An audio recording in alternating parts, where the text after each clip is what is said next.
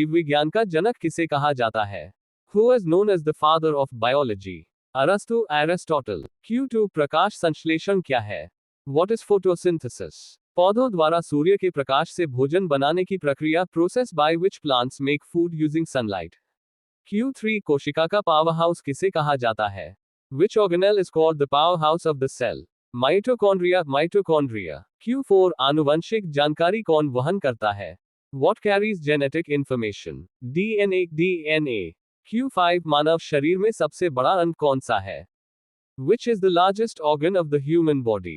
त्वचा, skin. Q6 श्वसन के लिए कौन सी गैस आवश्यक है? Which gas is essential for respiration? Oxygen, oxygen. Q7 पौधों में जल का परिवहन कौन करता है? Which tissue transports water in plants? Xylem, xylem।